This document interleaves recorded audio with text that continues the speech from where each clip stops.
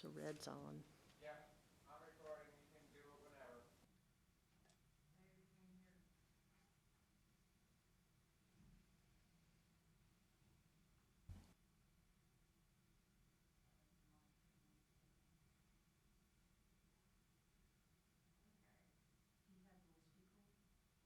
There, There we go. All there right. you go. I'll turn mine off. All right. Well, welcome this afternoon. This is our second public meeting related to the Escambia Consortium, which consists of Escambia County, the City of Pensacola, Santa Rosa County, for our HUD 5-year consolidated plan and our fiscal year 2020, 2021, and the 2021 and 22 annual action plans. This is really might be a little bit of a repeat of our prior, but just to give another opportunity for public comment and feedback. We did just want to go over again what the consolidated plan is and what we are doing as we are applying for our HUD, our federal HUD funds. We are required by HUD to do this every 5 years. And as a part of this planning process, we do need community feedback in order to determine community needs. Specifically, some of the main things we're looking at: housing priorities and community development priorities.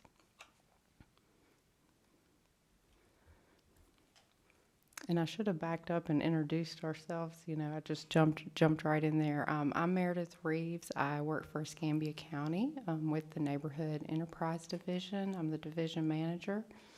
And I'm Marcy Whitaker, the City of Pensacola Housing Department Director.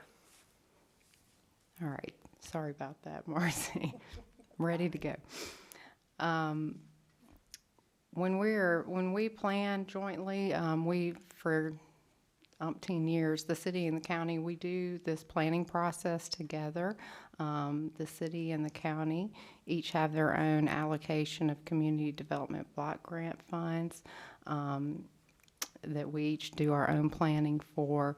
And then jointly, Escambia County, together with the city of Pensacola and Santa Rosa County, apply for home dollars. So that's part of the reason why we do this planning process together. A lot of the feedback and the needs of our jurisdiction certainly overlap, and a lot of these issues do not stop at the city boundaries or county boundaries. So we have found that it's been helpful to do this planning process together. As we're going through this, we do work with city and county departments to get feedback from our facilities, from our CRA departments. Of course, we make outreach to various community organizations, neighborhood groups, not-for-profits, and then our citizens. We also utilize census data and other local studies or state studies to get statistics on housing and non-housing community needs. Part of the 5-year plan is to help us identify just our general priority needs. So typically those are the things that our overarching 5-year plan before we get down into the nitty-gritty of exactly which projects we're going to fund. And then we also are looking at what is the projected funding that we're going to expect for those activities.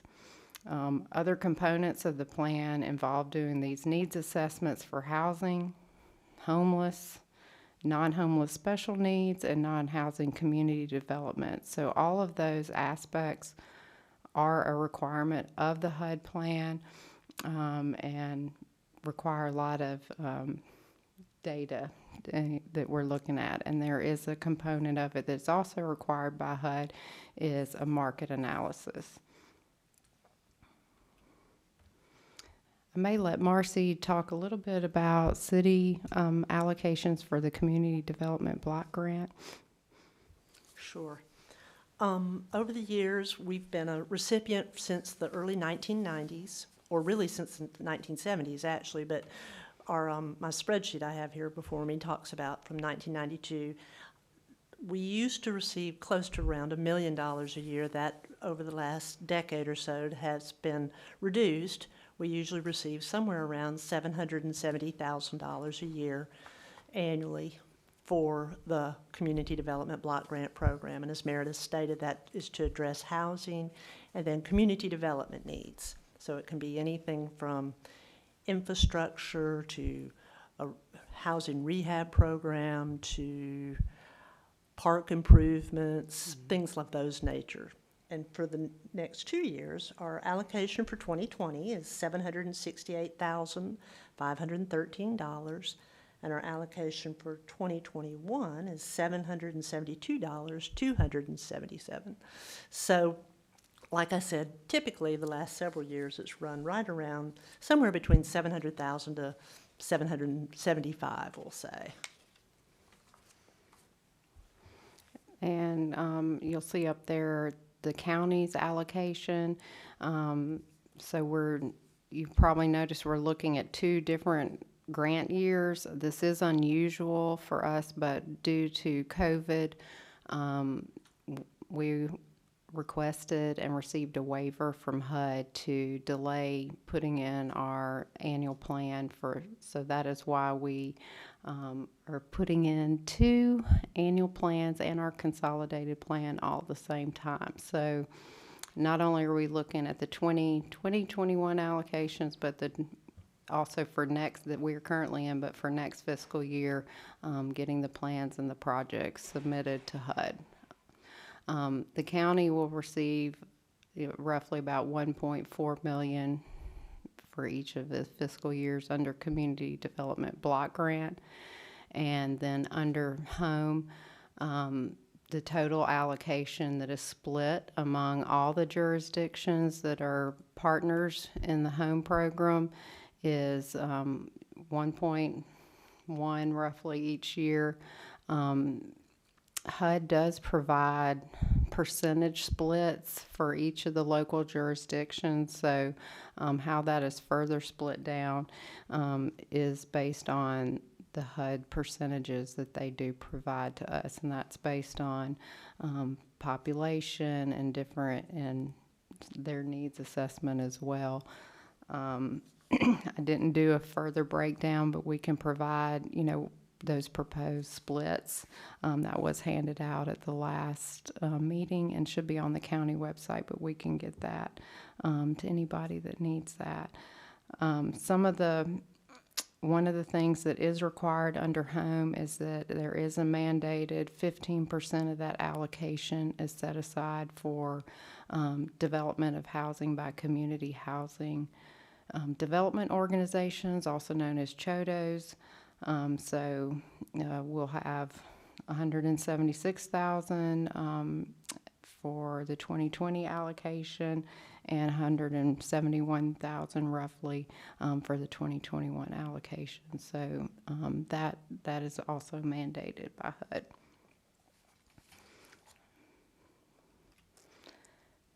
Just to get a little bit more in the details of some sample of what's eligible, not eligible, I think that is mostly what I've been getting feedback as far as comments that I've received to date. How do we get these funds? There is a formula that HUD utilizes to determine, what the city and the county each get. We did go into this more detail. I'm not going to rehash, some of that, but any CDBG activity does have to meet a HUD national objective. And primarily most of what we do, because we are required to expend at least 70% of our funds assisting a low or moderate income people or areas. And just for comparison, that would be an individual that's at or below $36,900 annually. So typically somebody that's 80% of area median income. So that's what we're primarily, all of our activities are striving to directly assist or assist an area primarily made up of low or moderate income households. Just sample eligible activities. housing rehab, so we do both in the city and the county. A fair amount of our program is on housing rehabilitation, which also includes lead-based paint abatement. Each year we both have waiting lists for housing repairs, so that continues to be a need that's been identified. Infrastructure, so streets, sewer, sidewalks, lighting projects, again, and those are in targeted census tracts. Public facility improvements, so some other samples are community centers, accessibility improvements to public buildings are some samples of that. And then we also both do public service activities where we are assisting elderly, doing legal assistance, homeless assistance. So we're working with other agencies that are providing these public services to the community. Do you have anything that you... The only thing I would clarify is the city grant dollars have to be spent within the city limits. So that is just another kind of an additional thing that we have to take into consideration when we're looking at projects. Yeah, thanks. Moving on to the home program. Again, this is also a formula allocation. The county, Escambia County, let me clarify, has received this since the early 90s. The city of Pensacola joined via interlocal, I believe, 93 or 94, because the city is not eligible for this funding by itself. And then Santa Rosa joined, and the city of Milton after that. Again, none of the other local jurisdictions are eligible for this funding, but all of us together as a consortium are able to access this funding. This is just housing, so it is targeting for affordable housing for low or moderate income households. Again, that 80% AMI is the absolute max for that. And sample eligible activities are, again, homeowner rehabilitation, home buyer assistance, rental housing, tenant-based rental assistance. So those are, again, the only stuff that you can do is it does have to be housing related for low income households. Just as we're starting to work through some of our plans and copious amounts of data, just thought that we would provide, some snapshots. Again, a lot of the feedback that our office has received so far has talked a lot about rental assistance, especially in the age of COVID. We certainly are seeing a lot of pressure on that as well. So, one of the things that the plan will talk about is what is affordable. We will be looking at households that are cost burdened, so they're spending more than that 30% of their income on housing, and people that are extremely cost burdened. So those are some of the things that we'll look at. I just pulled a snippet of some data from the Schimberg Center, and just kind of, you'll see the disparity, especially as you get to the extremely low income households, the available units per 100 renters. So I thought that was interesting. Obviously, as you get in the higher income, there's more than enough availability if you're at that higher income level. But once you start getting at the 50% and below, there is a scarcity of units. So these are some of the things that that we'll be looking at, just so to give some feedback and to give some analysis as we're moving forward. And next steps, again, we've been holding, this is our second public meeting. We have been accepting any kind of written comments, so that could be either hard copy or email, and we will take those through this Thursday, your written comments. We did just roll out an online survey that we'll link here in a minute, and that will be available through next Friday, April 30th. We'll take this feedback, and as we keep working through some of the data and studies, each county staff and city staff for their CDBG will be preparing a draft consolidated plans and our annual action plans. And that will take us at least a month to get through all that. And when that's available, that will be published on our websites as well as in the paper, just a draft plan for public comment and review, and that should be available late May or early June. We also, once we have that draft plan available, we will be holding public meetings again, so to allow for comment before those go to all the respective local governments.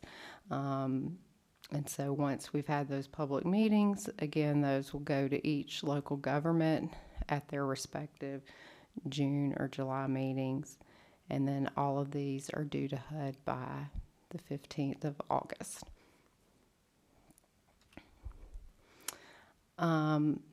We do want to get input, so we've got the survey. It is on the county website, and it is for all of us, Escambia, Pensacola, Santa Rosa. So just because it is on the Escambia County website, we do encourage you to complete this survey.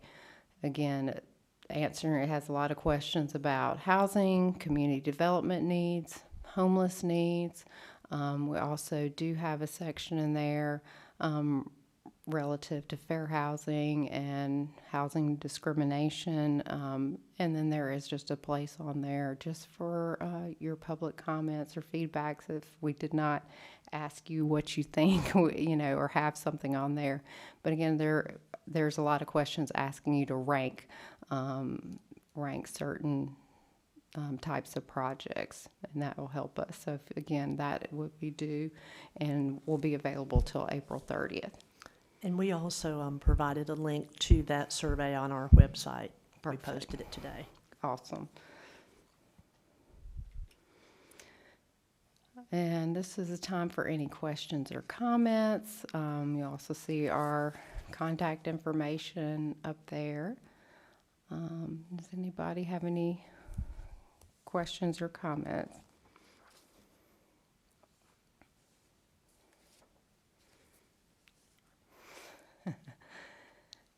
Did I miss anything?